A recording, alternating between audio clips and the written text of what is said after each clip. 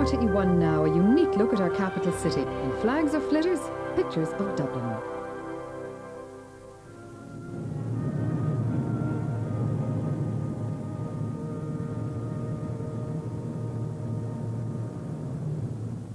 Our first view of Dublin soon put me right.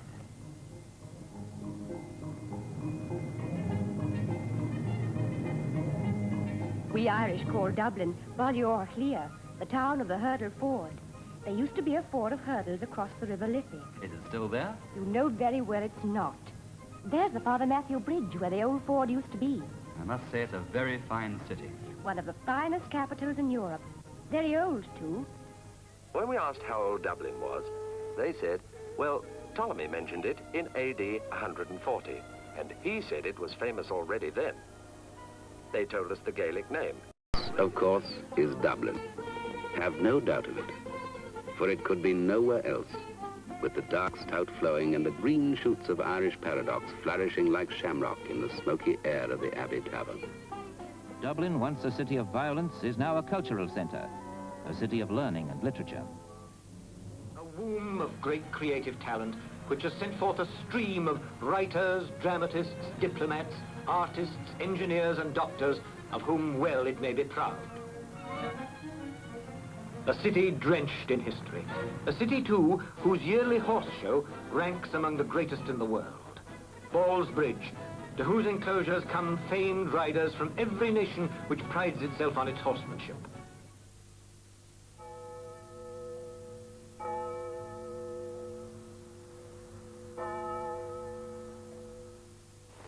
If ever you go to Dublin town, in 100 years or so, inquire for me in Baggot Street, and what I was like to know.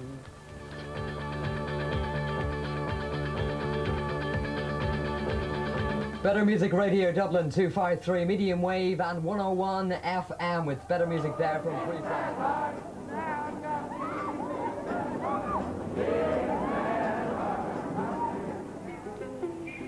Ready up, Fred. Ready up, Fred. What are you doing? So I beg your pardon, your guardship? What were you doing with your hand full of that silver? You robber, you. No, I'm not robbing hands. I wasn't feeling well. I just thought the change would do me good.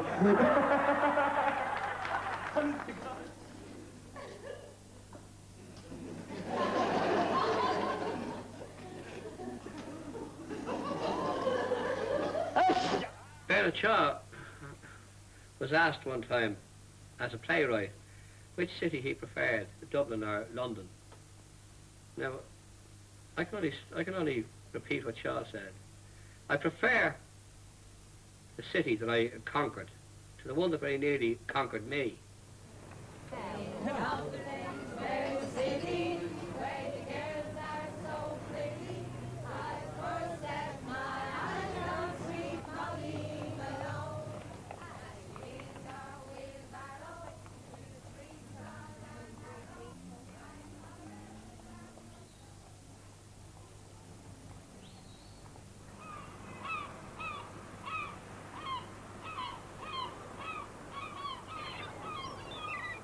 Now here is the Dublin Fish Market report. There were fair things, and there were moderate quantities of other fish too.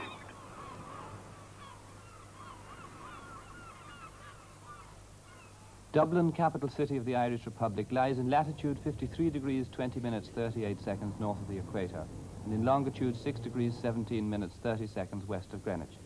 Population of Dublin, including suburbs and environs, is 595,288, with Dunleary Borough 663,389. In Dublin's fair city, where the girls are so pretty, I first set my eyes on... O'Connell Street provides an excellent example of how a city street changes its character over the years. Today, it is Dublin's main artery. Shops, hotels, restaurants, cinemas, banks, insurance companies, offices. The car comes right up almost alongside us with President Kennedy acknowledging the cheers. We leave the crowd to speak for themselves. There's Gulliver there, look at him. Clear, he's coming down the street. Clear the street. Come on, come on, come on, come on. Clear. Reports had reached Dublin earlier this week of a giant washed up on Dollyman Strand. Now was their chance to see him. And today he nearly fell victim to Dublin's roads by falling into a pothole, to the horror of the crowd. But he survived, and tomorrow he'll be hosting a party for all Dubliners to celebrate the city's millennium.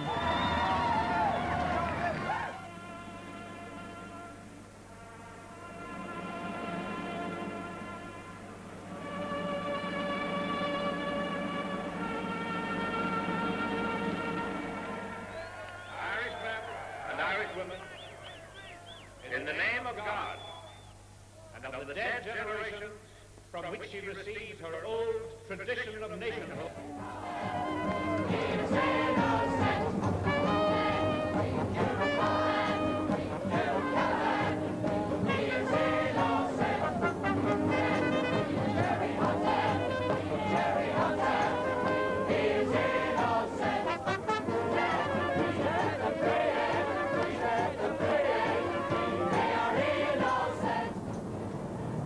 Up there stands Lord Nelson, a contradiction in terms.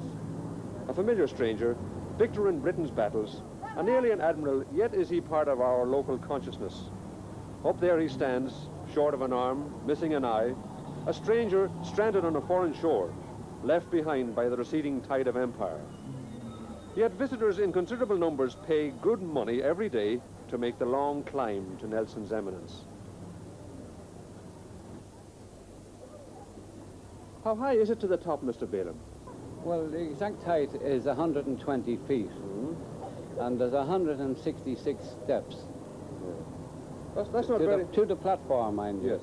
That's not very encouraging, mind you. It's a long way to go for a view, isn't it? Yes, so some people when they come in, when they hear that it's 166 steps, they look for an elevator. But some people don't. They don't bother. They say, oh, it's a bit of a thrill. Yeah. Some of them ask me, how is it that this place... Who is that man up there, they say, some of them. Some of them say, you see, and all I say is Lord Nelson. Yeah. Well, how is he here? Yeah. But he's not an Irishman. Quite so. Well, I'd explain to them that this pillar was built in 1808, and the British government was here at that time. Whatever they like.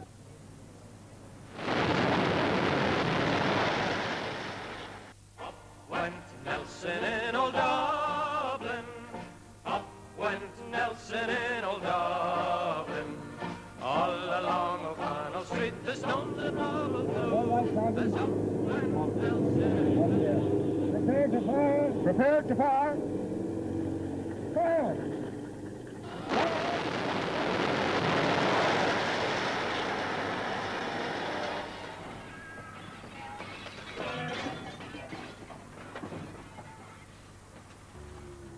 O'Connell Street was treated much more harshly. The city's main thoroughfare had suffered severe damage during the 1916 rebellion and the Civil War, but it was rebuilt with a series of dignified facades appropriate to its status. The street could have become Dublin's answer to the Champs-Élysées, lined with fashionable shops and terrace cafes. Instead, over the past 20 years, it has been transformed into a honky-tonk freeway, cluttered with fast food takeaways and slot machine casinos. In addition, it has been defaced by ugly modern office blocks and even the odd derelict site.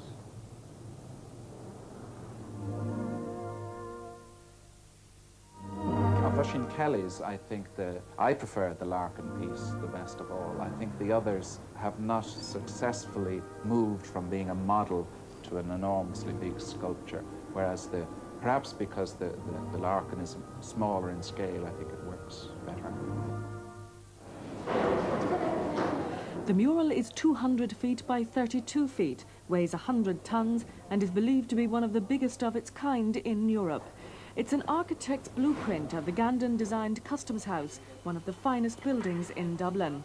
The work has been done by 15 Force trainees, all from Dublin's north inner city, under the supervision of artist Bobby Balla and T.C. McCartan. It's taken 6 weeks to complete, and none of the trainees has ever done anything like this before. Some of them hadn't even held a paintbrush. I was very happy because in a way, art students perhaps come to a project like this with a set of preconceptions. and you maybe have to spend quite a considerable time working into the project, whereas the young people here came to this project with no preconceptions whatsoever. I think it's a remarkable project in that it demonstrates, you know, for once and for all, the value of young people from the inner city. We hear so much bad news about you know, our inner cities, and I mean, I think this project shows once and for all that if you get a group of young people and you have a good project, well organized, the results will speak for themselves. The mural will be hung in front of the Customs House until restoration work is completed.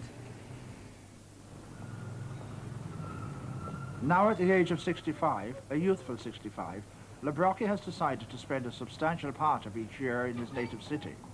With his wife, the painter Anne Madden, he frequently visits the Taylor galleries in Dublin. What kind of Dublin did you leave as a young man of 20 with your bride of 16 years of age in 1938 or 9? Well, a Dublin which could not support artists, and one in which I had to leave in order to be able to live by painting pictures. When I was still in Dublin in those days, I had to turn to every kind of device which was open to me to gain a living, including painting murals in public houses.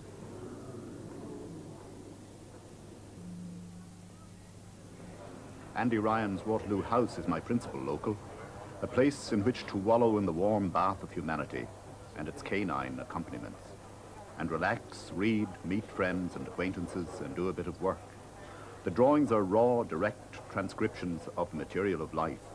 My paintings attempt to formalize matter and make out of reality a kind of myth. The following series of paintings are about the biblical legend of Susanna, who was spied on by some elderly gentlemen while she bathed in the open air of her garden. The story and my pictures are about peeping toms and exhibitionism, the exploitation of women and provocation, about human things, weaknesses we all possess. I'm a Dubliner, born and bred, a real Dubliner, several generations, and as they say, there are few of us left. But even I'm not left because I'm no longer in Dublin. I like to get the balance right between being surrounded by humans and having a bit of solitude and space in which to work.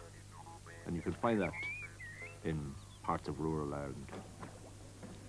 And surprisingly, how much one can get done and enjoy leisure without the frenetic atmosphere of the city, in which you get very little done but always seem to be on the go, spending your day doing totally useless activities and engaging in fruitless relationships with boring people.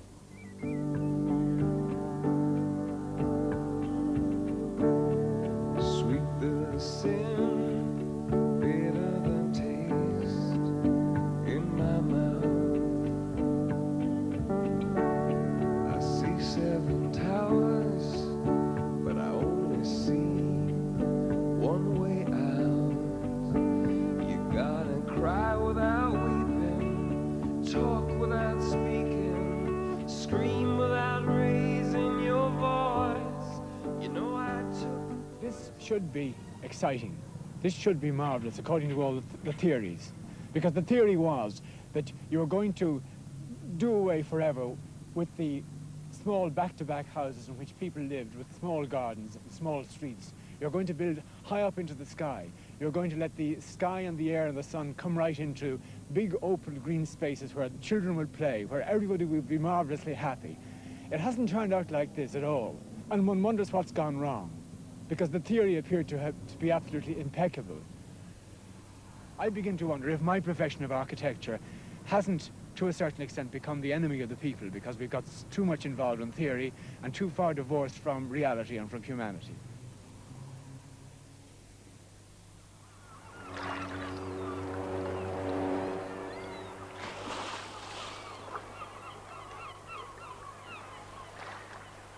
I'm surrounded by a group of rings and beauties.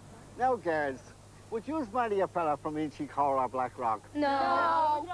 We'd rather have rings ends. Is it rather have rings then, fellas? Yeah. Yeah. And why would you rather have rings then, fellas? Because they're our own kind. They're our own kind. Because when you're marrying someone from Ringsend, you know who you're marrying.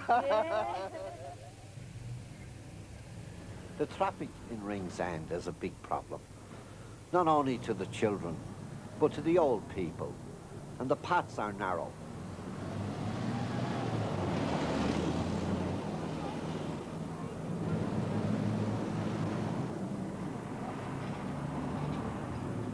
Fairview Park. And these children are playing on ground filled in from the sea by the remains of a Dublin that not even their parents knew. The rubble of 1916 of O'Connell Street, destroyed twice inside 8 years. They're playing on top of history overlaid by countless cartloads of household refuse. Now all is green and pleasant. The new houses, surrounded by old names and old places like Crumlin, which was once a village that quarried limestone for Dublin. Now it is Dublin with a new church for an increasing population. The old village rebuilt as the centre of the new settlement with all the things essential for life.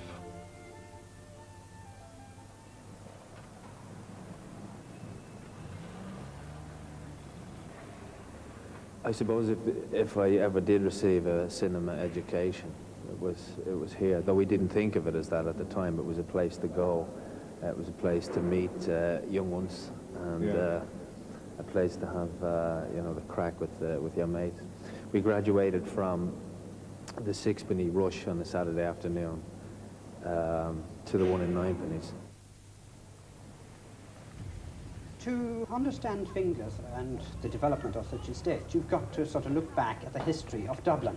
And that history is one of chronic conditions in terms of bad housing and inadequate incomes, a legacy which extended through from the 19th century into this century.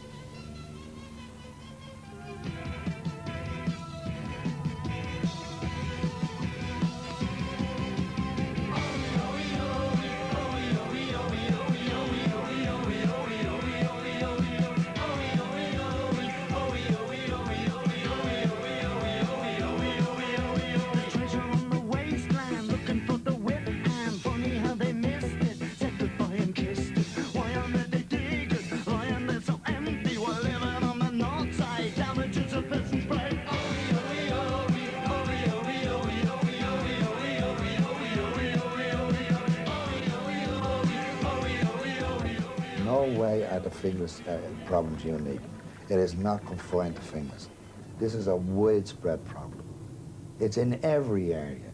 It's in Darndale, Coolock, Kilbarrack, Ballymun, Crumlin, Drimna, Walkinstown, you name any of the Donecarney, and that's even a settled area.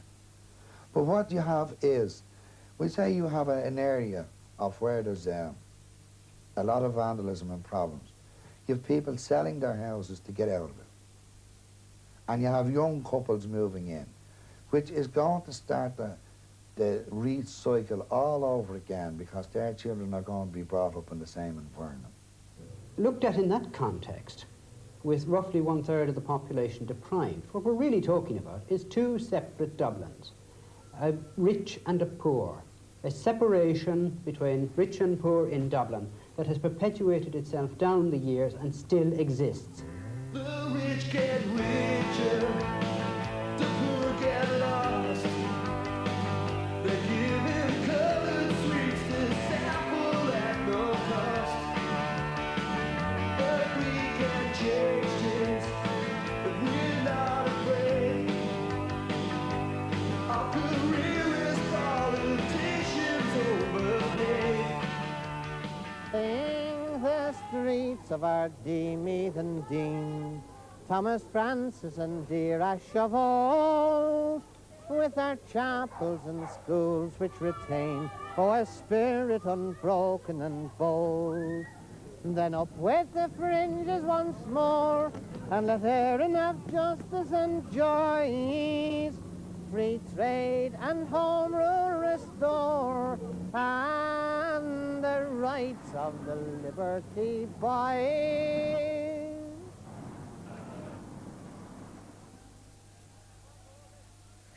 And the Oscar goes to Brenda Fricker in My Left Foot.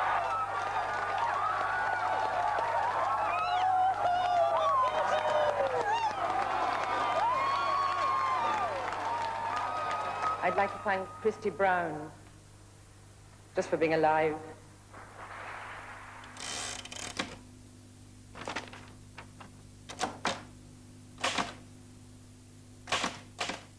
Christy, you have been very lucky in that you have been so talented with your painting and your writing, but there must be many children who are born disabled who don't have those talents and who can't sort of sublimate their handicaps. Yes, I know. What would you suggest for them? Well, it's very hard for somebody else. You see, we all have our own problems. Yes. But on your home, I say, look forward. Yes. Don't look back. Yes. And keep on fighting. Yes. When I came back here, I could not help noticing more and more how we had failed in the great purpose of the revolution, of the Easter Rising. I cannot boast that I was in the GPO like so many people, but I was outside it on that historic Easter morning. Like many other people, some ran, others like myself hurriedly cycled to see the flag of the Republic, the great tricolor, for the first time above the GPO.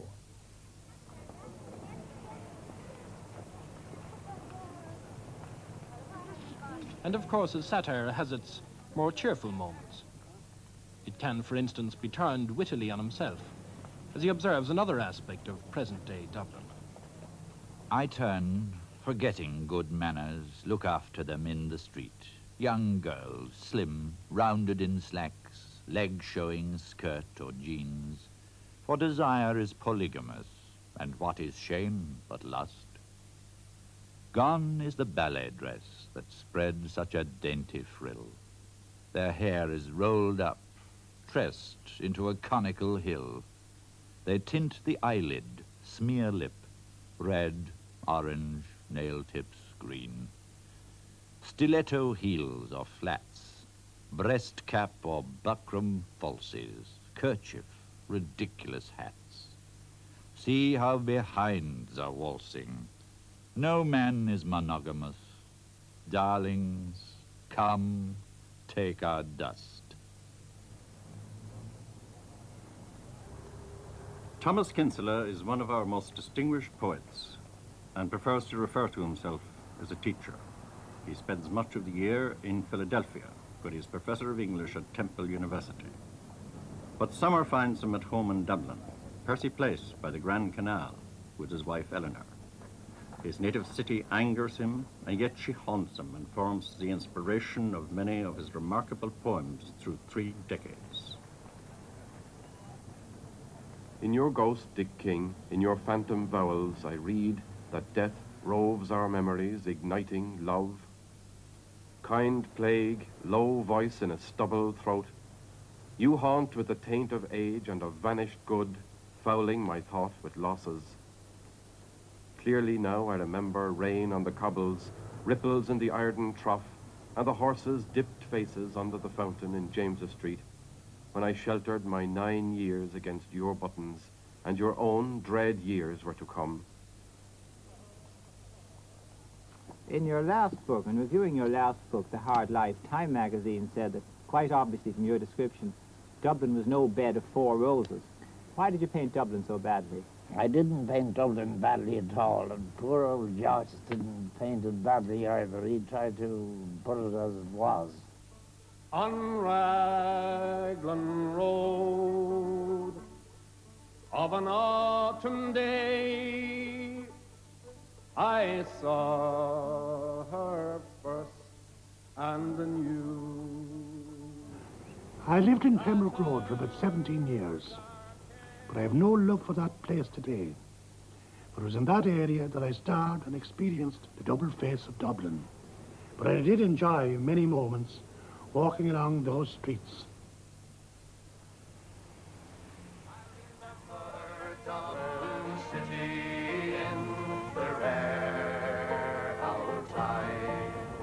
Well, after I threw a few gargles into, we kind of settled, and we got to talking about the rare old times.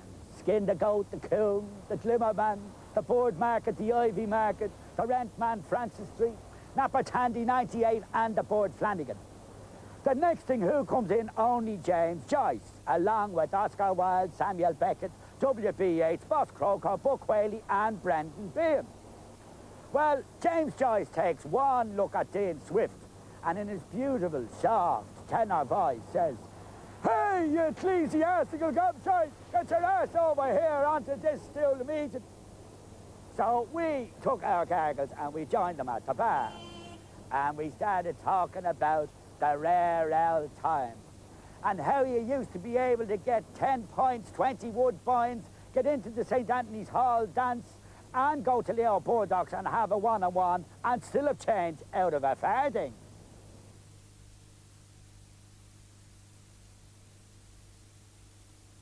Happy with your washing, Potter? Yeah? Yes. It's fine. Clean's okay. Take a closer look. How does it tackle those deep down stains? Well, there are some deep stains, like the kids' chocolate pudding that just won't always come out unless you boil them. I won't boil my best tablecloth. Exactly. That's why you should try Ariel Automatic. It has almost double the biological power of some other powders. Ariel Automatic. I suppose it works doubly hard to get out chocolate pudding stains like this. Yes, because Ariel Automatic is up to double the biological cleaning power of some other powders. At low temperature, some other powders nearly remove deep down chocolate pudding stains. But Ariel Automatic's extra biological action can really remove them. It's true. On deep down chocolate pudding stains, Ariel Automatic really does work doubly hard. Extra biological Ariel Automatic gets out those deep down biological stains. For generations, Uno Paint has stood for quality and reliability. Now, Uno Plus takes that tradition into the 90s, giving you a range of colours in gloss and emulsion that are at home in every house. Uno Plus from HGW, a tradition of quality. In Dublin's O'Connell Street, the International Food Court has something for everyone.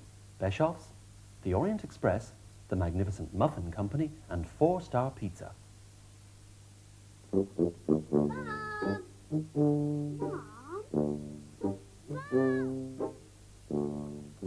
In a big world, there's nothing better than a little pot of petit filou, the delicious fromage frais with a super creamy texture and lots of natural goodness. Kids just can't get enough. Petit filou, everyone's little favorite, from Yoplait.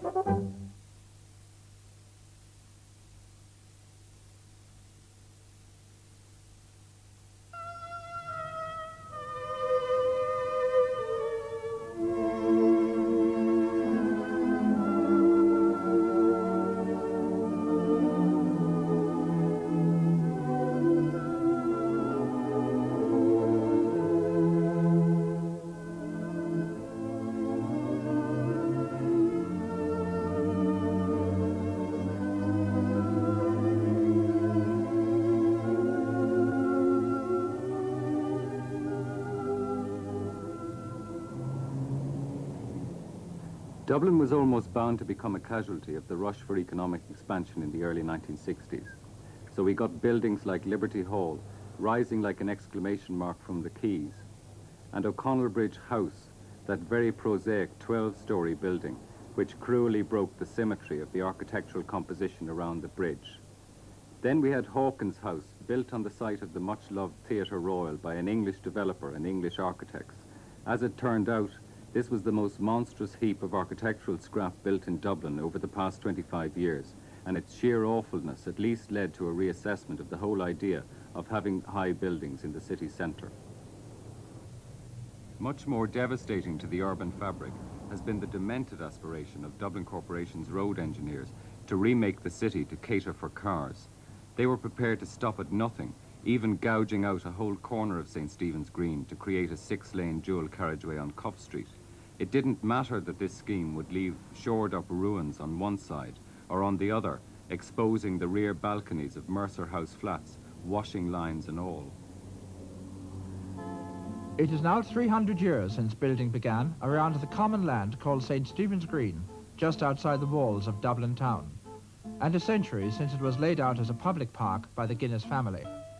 Although the first and largest of the Dublin squares, the Green has never had a unified architectural style. Its distinction comes from the variation of its houses, their mixture of period, style and function. The south side of the Green is now a medley of new office blocks. Ivey House, a student union building. And the casual charm of the north side has been all but destroyed by development. The only Georgian complex of any substantial merit is where Hume Street runs into the east side of the Green. Here, two corners flank the short Hume Street, which in turn frames a Georgian mansion of distinction. There is no other streetscape quite like this in existence anywhere. But the future of this unique city vista has been in danger for a number of years now, ever since the Green Property Company bought and demolished what was Dominican Hall on Stephen's Green, a demolition they had a right to proceed with under the law as it then was. The company also bought a number of houses surrounding the Hume Street corner, with the exception of number 1, and applied for permission to erect 2 large office blocks, one on either side of that street. Dublin Corporation strenuously opposed this application, but finally planning permission was granted on appeal by the Minister for Local Government. Excuse me, why are you spending Christmas week cleaning doorposts in Stephen's Green? Because I feel it's part of my responsibility to ensure that this building isn't demolished as was started last weekend. Your responsibility as what? My responsibility, first of all, as a student being paid, helped along by the taxpayer. An architectural student? And an architectural student. I'm involved in the business anyway, so, and as well as that, I feel as a Dubliner, I have a responsibility to the rest of the people in Dublin. I see. Derek, what's the situation about the staircase? It just doesn't seem to be here. Yes, well, they took out the staircase and we're not putting it back for defensive reasons. You see this ladder here? Yes. If anybody comes in, if they burst in, we can raise the ladder and thereby sealing ourselves off, as it were. Like monks in an Irish Round Tower? Precisely. And do you seriously expect people to come in and physically try to put you out? Well, we don't know, but we've taken all precautions. And you won't put back the staircase until you're absolutely sure that... We're absolutely certain that we are perfectly safe. At 4:30 this morning, the demolition workers and security men smashed in the door of number 45 St. Stephen's Green. This house has been occupied since last December by people protesting against the plan to demolish the house and several beside it and redevelop the site. When the demolition men broke in today, there were 3-4 people on the premises sleeping in an upstairs room. They were quickly bundled outside and their possessions with them. In the struggle that followed, all 4 of them were injured and had to receive hospital treatment. One of them, George Hodnett, a professional pianist, had to receive 10 stitches for an injury to his left hand. About 60 policemen were on the scene shortly after the trouble began, but they didn't intervene except to arrest one man who was later charged with causing a breach of the peace. He'll appear in court tomorrow. The demolition work continued throughout the morning, even after an official of the corporation's Dangerous Buildings Department pointed out that it was being done in a dangerous manner. There was no hoardings to protect passers-by from falling rubble. The conservationists looked on this direct action as a last resort. They had no joy in confrontation for its own sake. They were too late to stop the demolition, but they believed that they were right to demonstrate, even if there was no guarantee of success. The houses were torn down. But the actions of the protesters undoubtedly contributed to a better replacement of what was ripped out and to a strengthening of the planning laws.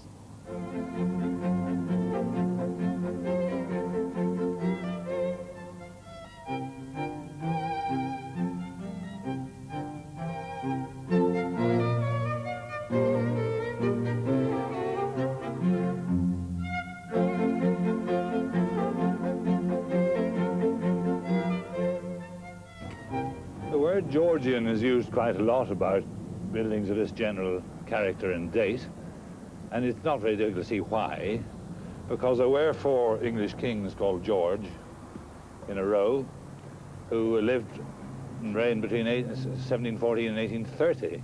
But of course they weren't architects, they were only kings, and they're only a convenient label, and in some ways a rather misleading label, for a kind of architecture that happened for totally different reasons during that time. What's so special about 18th century architecture? Why should anybody admire it anyway?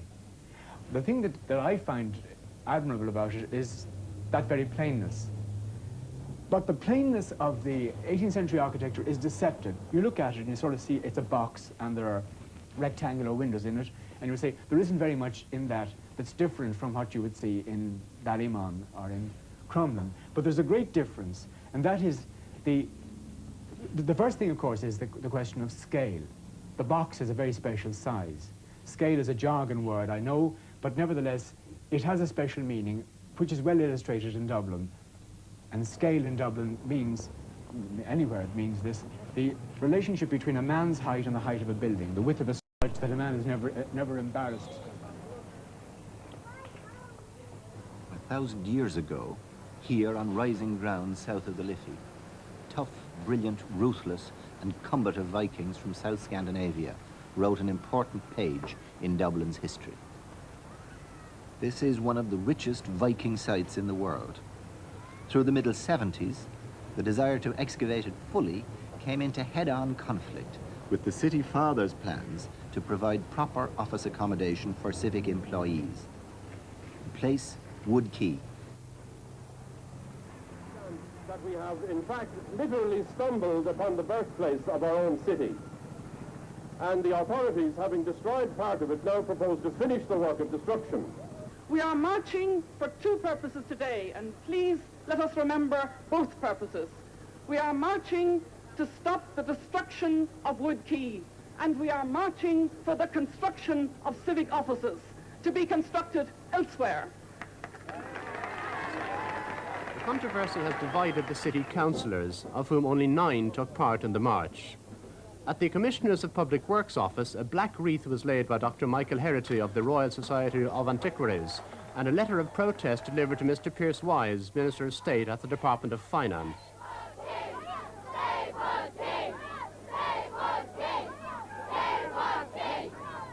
These buildings are a monument to how not to rebuild the city. This was a unique opportunity to create a major public building right in the heart of the old city. Civic offices that would look as if they were the hub of local democracy. Yet this is the end product. Cold, forbidding bunkers that look as if they were designed so that Dublin Corporation can insulate itself against the citizens. There's one old pub, I think it's called the Avery. And on a Sunday morning, after the board match, well, everybody be in there.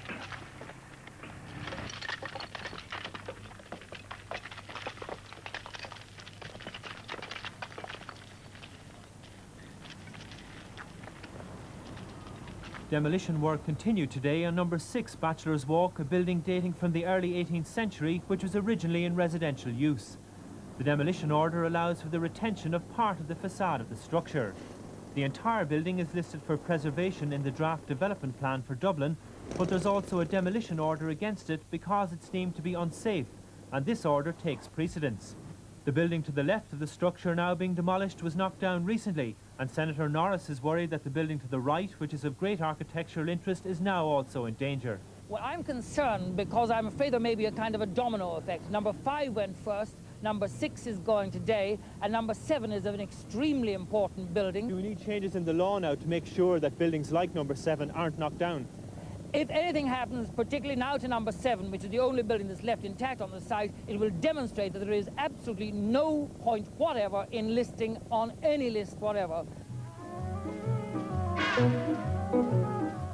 The Goxi Hon Long show Jerry could have started on Royal I Arunta. The closing of the Royal is a sad occasion for me, considering I spent so many years here. Happy years. One of the happiest times I had was when we were doing the series of the Ned's Renulas. I enjoyed those sketches thoroughly. Not many of these young people have been known about that. No. You youngsters that are coming up now, Your fathers and mothers used to come in to see us here.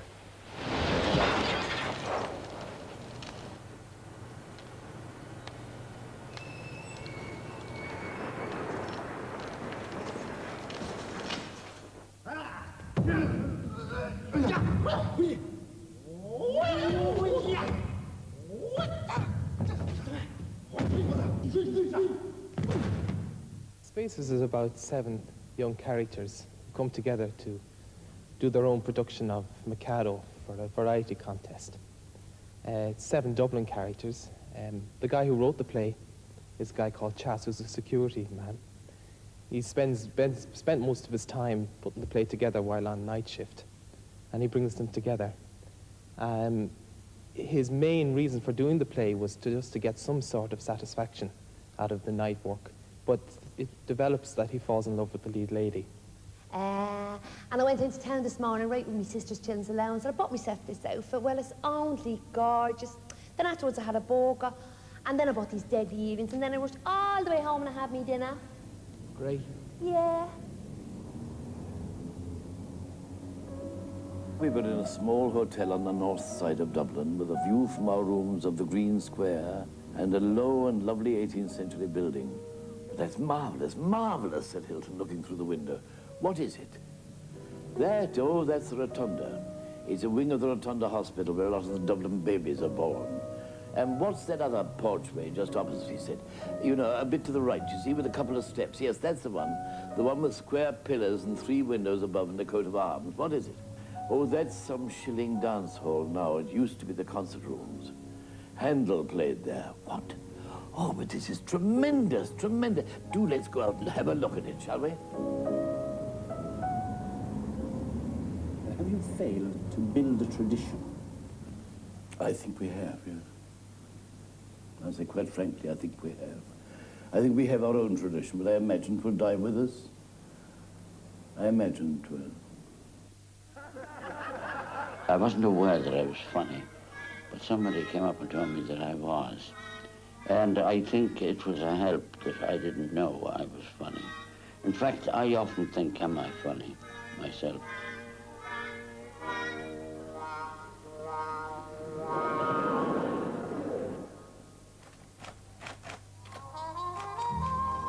This man is Jack Keys Byrne. Born November the 9th, 1926, at Holles Street Hospital in the heart of Dublin. Today, Jack Keys Byrne is known nationally and internationally as Hugh Leonard, playwright, author, some say a caustic and cynical satirist. A few years ago, I heard a story about a dorky man who faked his own death to avoid a jail sentence, and how 3 of his cronies hold a grudge to this day because they paid for a requiem mass. So I wrote a television play about them and called it The Virgins because they were then and still are celibates. And I set it up Bullock Harbour. The lads knew about the play, but watching it would have interfered with their drinking.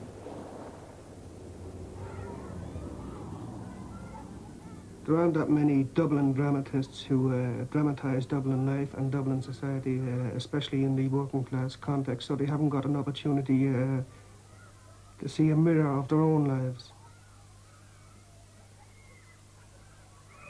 Only children are born, but people are made or misshaped and formed by the external pressures and parental pressures, and that very few of us have an opportunity to be the authors of our own destiny.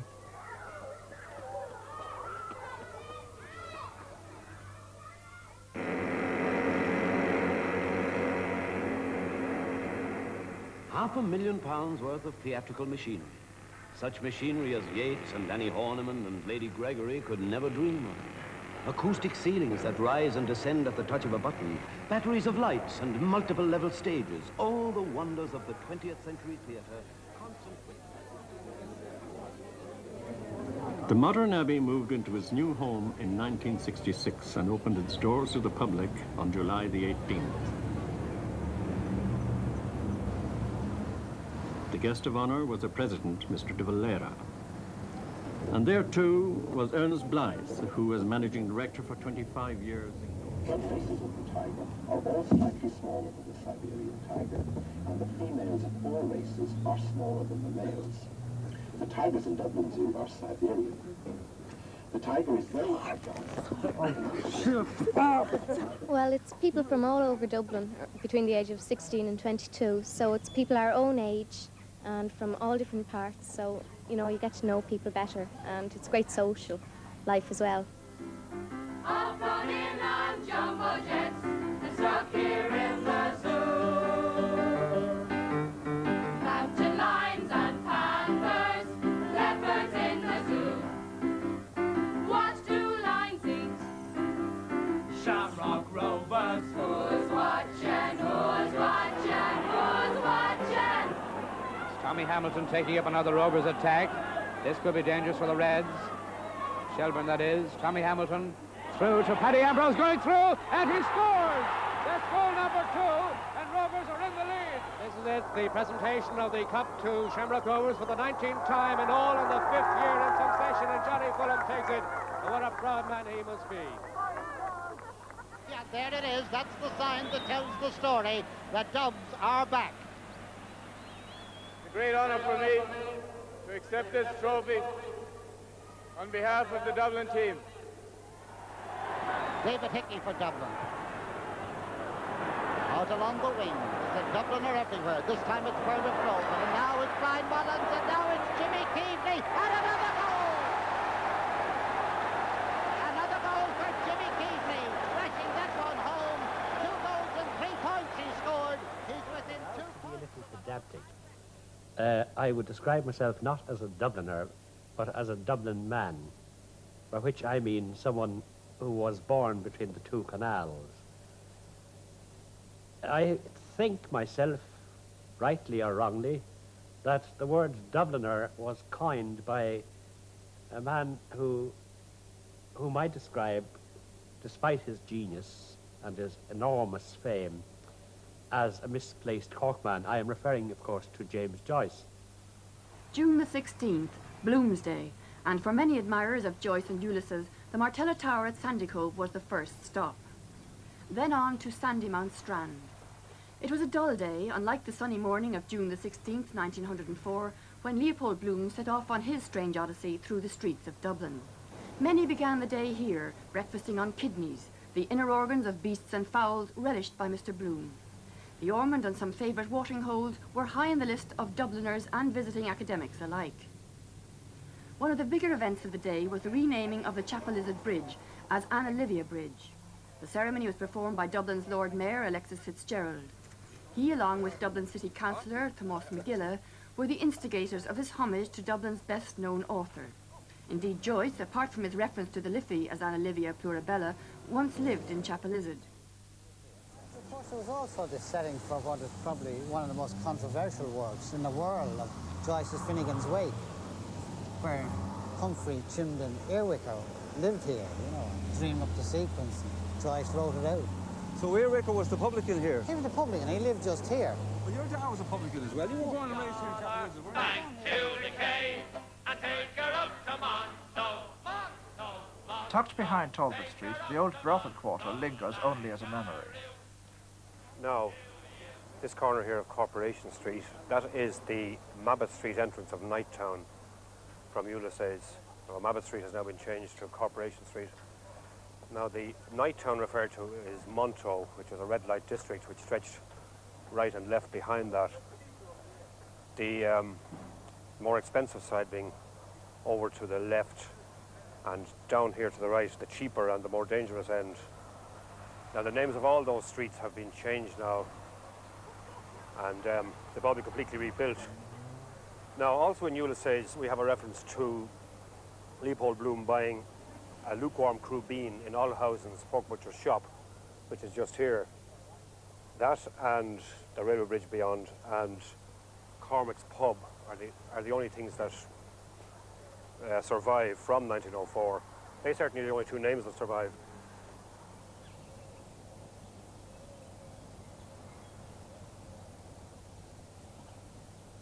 This of course, is probably one of the most famous associations with marshes, and that is James Joyce. And James Joyce came to Marshes as a young student and studied this very curious book, and then, of course, goes on to mention it in Ulysses, in which he says, "Beauty is not there, Stephen, nor in the stagnant bay of Marsh's library, where you read the fading prophecies of Joachim Abbas."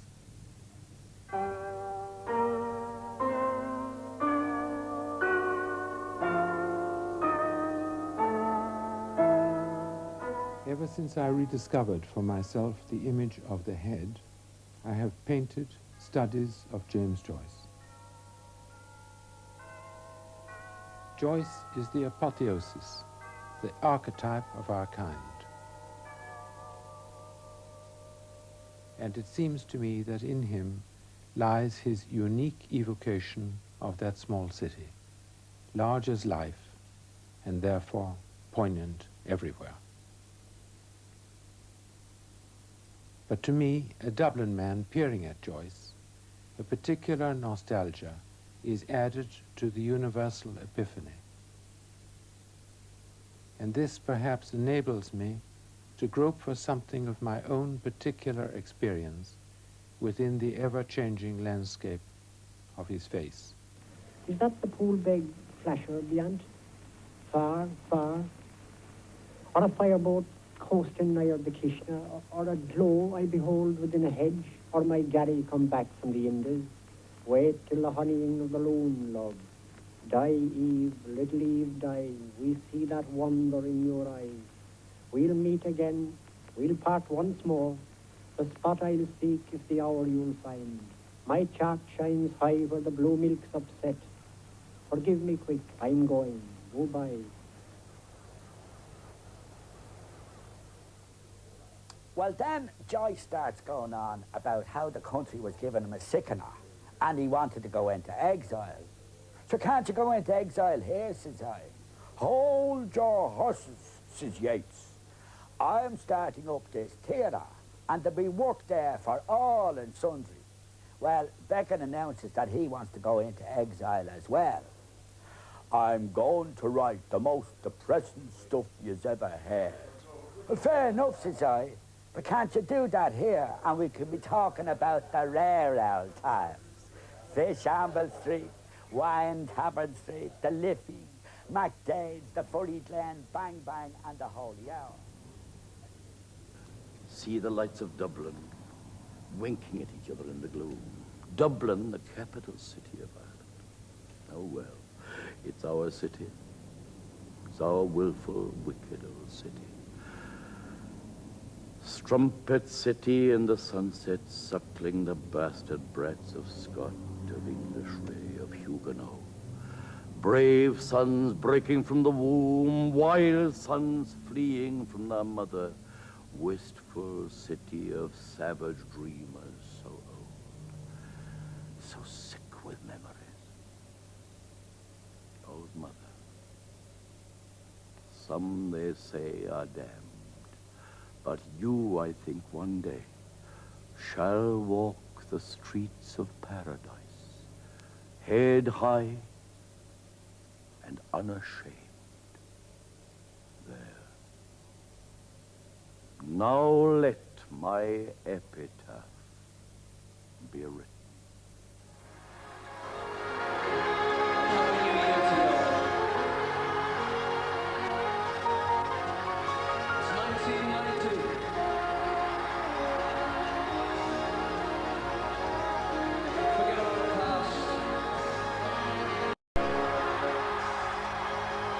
The streets of Norway